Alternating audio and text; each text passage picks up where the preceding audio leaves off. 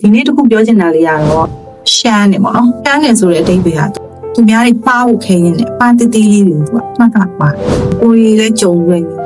မင်းကောင်းပါလိုက်ကွာဒီပွဲကြတော့မှပေါ့နော်ဒီလိုမျိုးလေးကြားခဲ့ဘူးမှာပါတကယ်ပြန်ပြီးတော့ဒါတွေကိုရှာဖွေလေးလာကြည့်လိုက်တဲ့အခါမှာဘာကြောင့်ဒီလိုဖြစ်ရလဲဘုံတော့ကနောက်ဆုံးဘူပန်းနိုင်ကိုပဲသူကအရန်အာရုံရောက်နေတဲ့အခါမျိုးဆိုလို့ရှိရင်ဂျားထဲမှာပေါ်ဖြတ်သွားမယ်အဆင့်တေးသေးလေးတွေဒါမှမဟုတ်လို့ရှိရင်လည်းလောက်ရမယ့် step တွေကဒါလေးတော့တေးသေးလေးပါကြော်နိုင်ပါလေမလုပ်နိုင်ပါဘူးငါဒီနဲ့ကြီးရဲ့ဟာတွေက I'm fine ဘုံတော့ကိုဒီလူက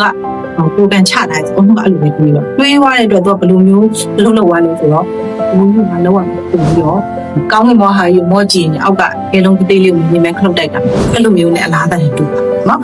အဲ့တော့ရေးကြုံမကိုငင်းကောင်းခါလိုက်ဖြစ်အောင်ရှမ်းတက်တဲ့လူတွေကိုကြံပေးချင်တာတော့လုံနေတဲ့ဟာလေးကိုအစင်တိုင်းမှာပေါ့နော်ဒီလေးထားပြီးပြင်ပြင်စစ်သွားမယ်